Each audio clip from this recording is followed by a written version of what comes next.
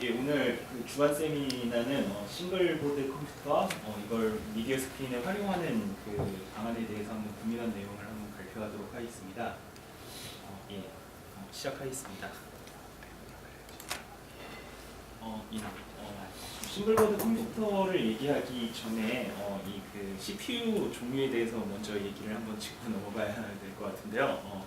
아마 대학교 때 거의 다들 컴퓨터 개론 같은 시간에 이 내용 한 번들 들어보셨을 것 같은데요. 저는 뭐 학교 다닌 지 워낙 오래되고 그래가지고 인터넷을 좀 이렇게 찾아봤는데 좀 잘 기억이 안 나는 부분들이 많더라고요. 그래서 그냥 간단한 것만 하나만 짚고 넘어갈게요. 그래서 그냥 이렇게 검색을 해보니까는 이 이미지가 그래도 제일 깔끔한 것 같더라고요. 보니까는 근데 뭐 봐도 뭐 솔직히 뭐 잘 모르겠어요. 그래가지고 그냥 그 간단하게 뭐 내용만 정리를 하면은 RISC 같은 경우는 먼저 그 CISC 방식 같은 경우는 여러 가지 그 명령어를 CPU에 보유하고 있어요. 그래가지고 하나의 명령어로 여러 가지 일을 처리를 하게 되는 거죠. 그래서 하나의 명령어로 여러 가지 일을 처리하기 때문에 컴파일한 코드 사이즈가 작고 그리고 호환성이 뛰어난 장점이 있는데요. 대신 하드웨어 구조가 복잡해지고 그리고 많은 전력을 소모해야 되는 그런 단점이 있고요. RISC 방식은 어떻게 보면은 그 장단점이 반대예요. 명령어 개수를 줄여가지고 보다 간단하게 이렇게 구조를 만들다 보니까 보다 빠른 동작이 가능하고 발열과 전력 소모가 적고 가격이 무엇보다 저렴한 그런 장점이 있습니다. 그래서 일반적으로 우리가 PC에 사용하는 거는 x86 기반 프로세서인데요. 이게 그 CISC 방식이고요. RISC 방식은 좀 이렇게 약간 제한된 분야에서 주로 사용이 됐는데 어느 시점부터 이게 그 이쪽이 좀 주목을 받게 되는 계기가 있어요. 이쪽의 장점인 뭐 저전력 그리고 발열, 이게 저렴한 가격 이런 것들이 특정한 시점부터 이렇게 약간 주목을 받기 시작을 했는데요.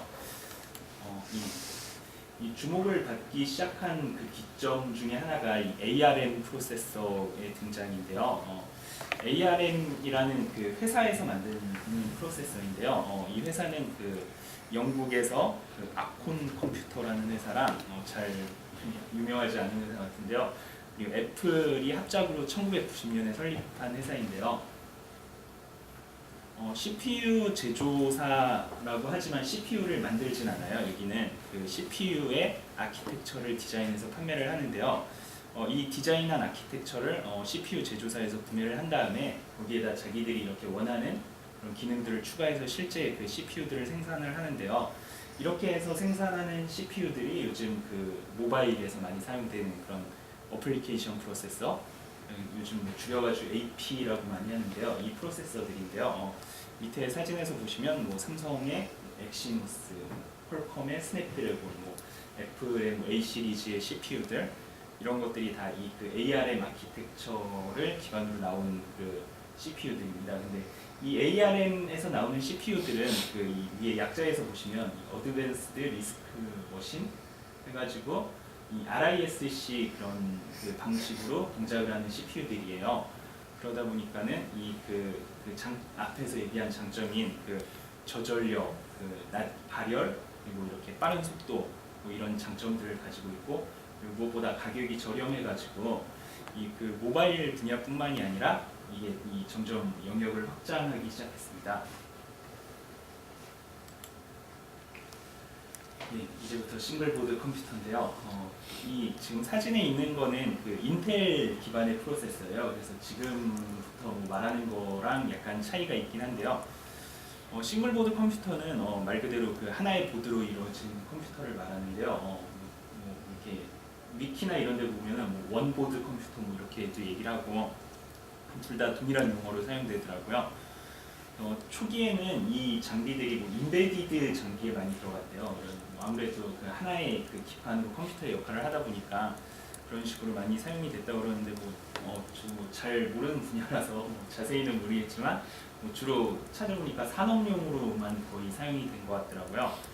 이렇게 기존의 그 산업용으로만 쓰이던 장비들이었는데 이게 그 앞에서 말한 그 ARM 프로세서들의 그런 성능이랑 뭐 저렴한 가격들 이런 게 뒷받침되고, 그런데 아무래도 기술이 발달되다 보니까 이렇게 사이즈도 작아지고 아무래도 뭐 그런 그 산업용뿐만이 아니라 좀 개인적인 욕구라든지 아니면 또 이렇게 보다 그 다른 분야들 이런 데에서 그 필요성이라든지 그런 장점들을 갖게 돼서 요즘에는 좀 그 기존의 산업용이 아닌 더 넓은 분야에서 사용을 하게 되고요.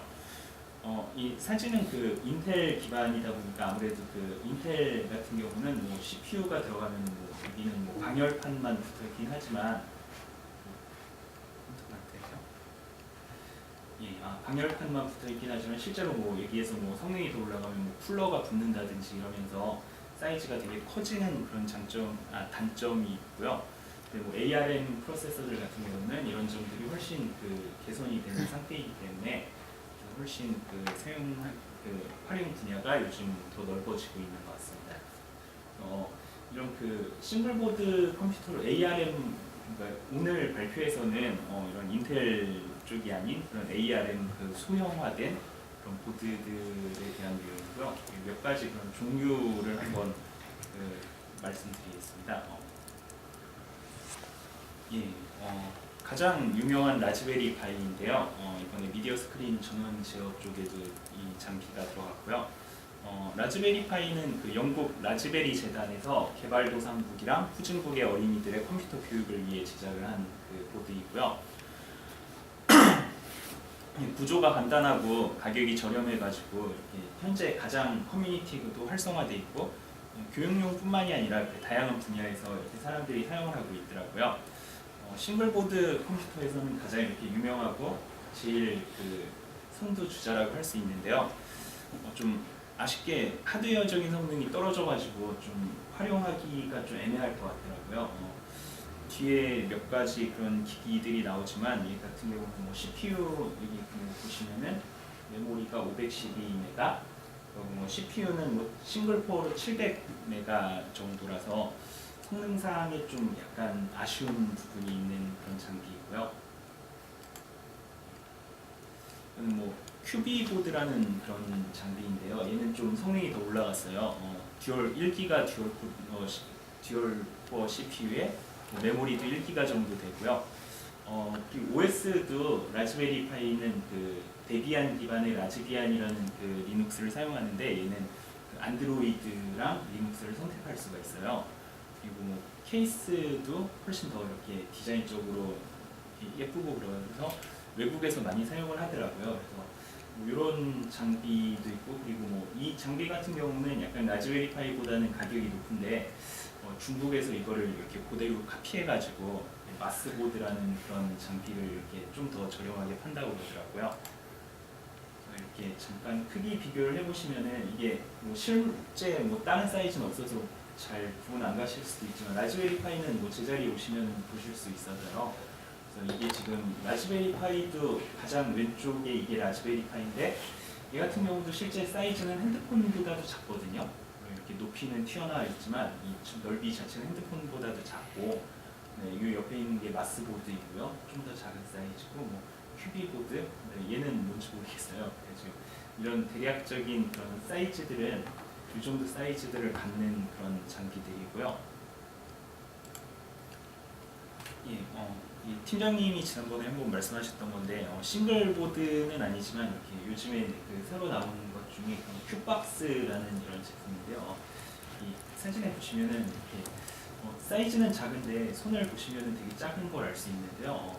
있을 거는 다 있어요. HDMI도 있고, 램포트도 있고, USB도 있고, 이렇게 그 작은 사이즈랑 특히 디자인이 그런 다른 보드들에 비해서 훨씬 예쁘죠. 그리고 실제 그 사이트에 들어가 보니까는 그 구매 스펙 자체도 이렇게 싱글 코어부터 쿼드 코어까지 선택을 해서 구매를 할 수가 있고, 가격이 한 쿼드 코어는 $120 정도 하더라고요. 물론 여기 이제 배송비나 그런 게 붙긴 하겠지만, 그리고 그런 우리나라에서는 보니까는 그런 좀 오디오 그런 카페 이런 데에서 사람들이 얘가 음질이 되게 뛰어나다고 그러더라고요. 그래서 그런 쪽으로 많이 쓰여지는 것 같습니다.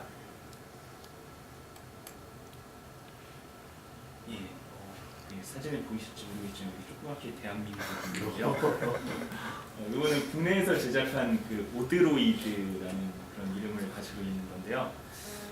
다른 보드들보다 이렇게 삼성에 그 들어가는 엑시노스를 사용해가지고 이거를 구성을 해요. 그래가지고 국산이라서가 아니라 실제로 스펙 자체는 그 비슷한 제품 중에서 가장 뛰어나요. 이렇게 쿼드코어 1.7기가를 지원을 하고요. 그리고 실제로 그 삼성에서 이렇게 신제품이 나올 그런 새로운 그 모델이 나올 때마다 그 갤럭시의 AP를 그대로 가지고 와서 계속 이렇게 신제품을 출시를 하더라고요.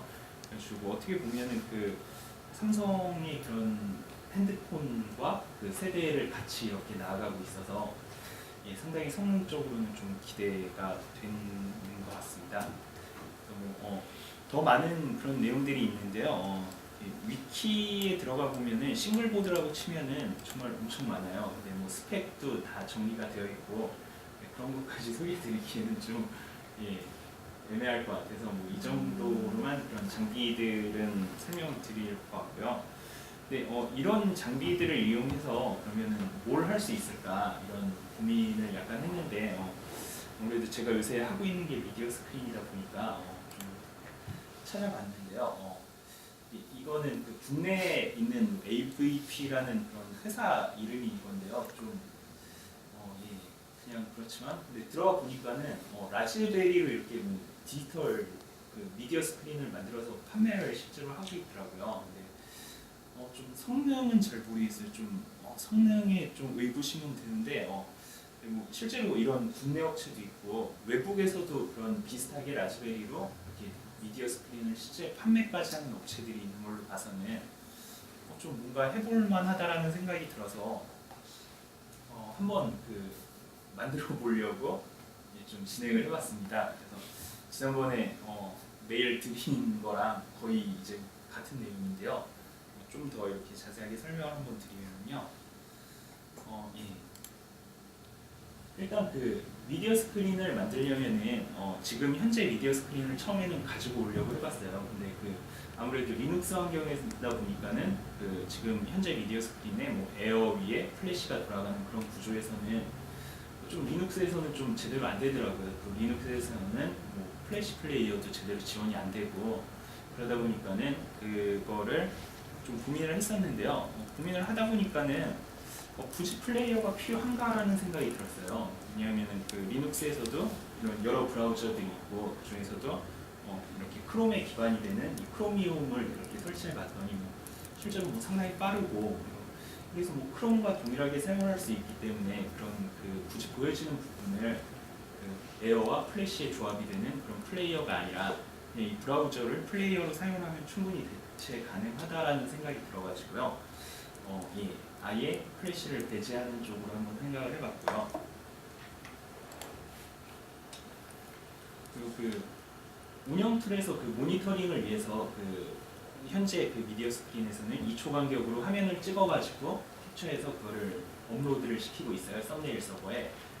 그런데 이 구조를 만들려고 하니까는 뭐 굳이 크게 어렵게 생각하지 않고 그러니까 이게 각각의 스크린이라면은 이 각각의 스크린에서 실제 화면을 캡처하고 이 하나의 서버에다가 그 NFS 네트워크 파일 시스템을 하나 만들어서 이 스크린에서 다 얘를 마운트를 시킨 거죠.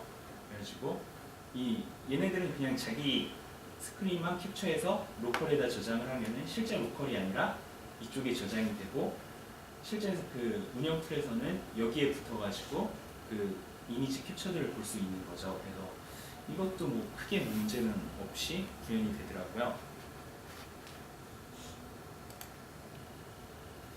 그 서버와의 통신, 이 그 화면을 갱신하고 뭐 스케줄에 따라서 이렇게 뭐 이렇게 처리가 필요한데 이 부분 아직 구현되지는 않아서 작업이 필요한데요. 노드를 사용해서 어차피 브라우저랑 웹소켓으로 연결을 유지하면서 그냥 계속 그 화면이라든지 스케줄에 따른 그런 변화를 이렇게 보내주면은 그러면은 크게 뭐 그런 것도 문제가 되진 않을 것 같아요. 그래가지고 이런 부분들로 하면은 충분히 개발이 가능할 것 같더라고요. 그래서 지난번에 프로토타입으로 개발을 했던 게 메일에 드렸던 이미지인데요. 여기 보시면은 오른쪽에 있는 이 화면은 보시면은 이 라즈베리 파이를 통해서 재생이 되고 있는 화면이에요. 좀 해상도 이 성능이 워낙 떨어지니까 그냥 해상도를 낮춰가지고 이렇게 표현을 해봤거든요. 이 정도 사이즈로 이렇게 하고, 근데 이 이미지가 보이시진 않겠지만 이게 그 썸네일 쪽으로는 엔클라우드 서버를 사용해가지고 그쪽에 NFS에 수시로 저장이 되고 있어요. 그래가지고 여기에서 변화하는 것을 이쪽에서 모니터링을 하는 이런 것을 구현을 간단하게 해본 건데요. 이 구현하는 게 좀 어렵지 않을까라고 생각할 수도 있는데 되게 간단하더라고요. 그래서 그 구현된 내용을 한번 보여드리도록 하겠습니다.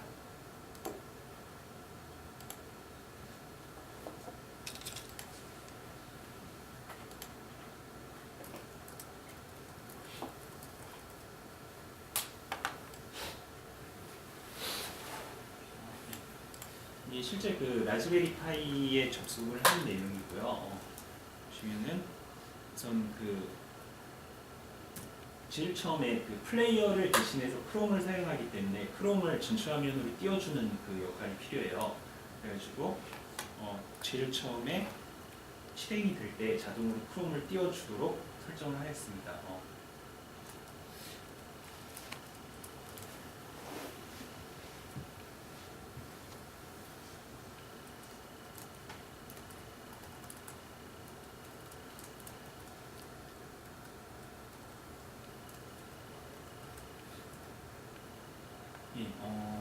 되게 어렵지 않고요. 간단해요. 마지막에 크로미움을 실행하는데 이런 키오스크 모드가 있더라고요. 이게 윈도우에도 있는지는 모르겠지만 키오스크 모드로 해가지고 이 사이트를 띄울 것이다 라고 지정을 해주면은 윈도우가 뜰 때 바로 이 사이트가 전체 화면으로 뜨게 돼요.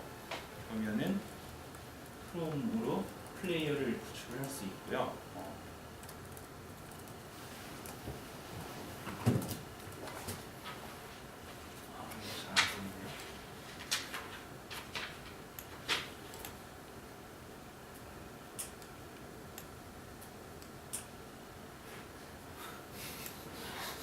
잘 안 보여서 그냥 이건 그냥 스크린샷을 하는 건데요. 이렇게 와이어 문으로 그냥 루프를 돌면서 리눅스에서 화면을 캡처해가지고 이거를 뭐 이쪽 드라이브에 무브 시키고 그다음에 여기 슬립해가지고 5초로 지정했거든요. 5초 간격마다 계속 화면을 캡처해서 이쪽 폴더에 저장을 시켜라라는 내용이고요. 이게 몇 줄 안 되는 내용인데 이걸로 지난번에 공유 드렸던 내용이 구축이 됐어요. 따로 추가로 말씀드리면은 썸네일 해가지고 이 폴더는 로컬에 있는 폴더지만 실제로는 NFS를 통해서 저희 엔클라우드 서버로 연결이 되어 있고요. 그러면은 지금 현재는 여기에서는 지금 스크린샷을 꺼놓기도 했는데 지금 이게 콘솔 환경이라서 스크린샷이 안 먹히더라고요. 엑스윈도우를 띄워야지만 그게 되고요. 그래서 이렇게 해서 돌아가는 화면은 저쪽 원격 연결로 한번 보여드리도록 하겠습니다.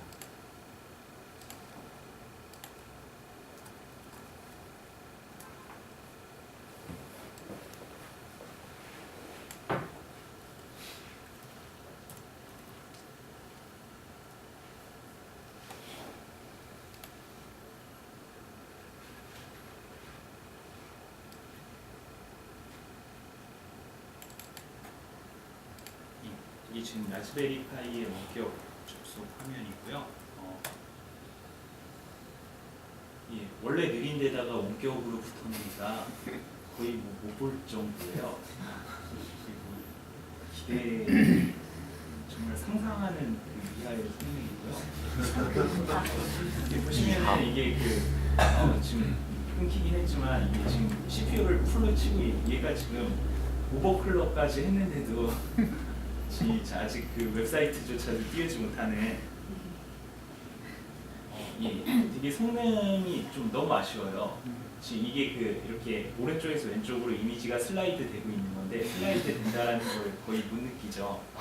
그래서 이게 한계더라고요. 얘에서는. 그래서 얘로는 좀 구현은 어려울 것 같고요. 그 대신에 근데 얘보다 앞에서 말씀드렸던 그런 성능 높은 장비들이 있더라고요. 그래서 그런 걸로 한번 다시 그 2차로 지금 구매를 진행했고요. 구현을 해보려고 생각을 하고 있습니다. 그래서 잘 되면은 그 저희 뭐 점심 앱 같은 거 이런 거 팀장님이 스크린 지원해 주시면은 그런 거 띄워놓고 재밌지 않을까라고 생각을 합니다. 같이 배는 걸로. 예, 발표는 이상입니다.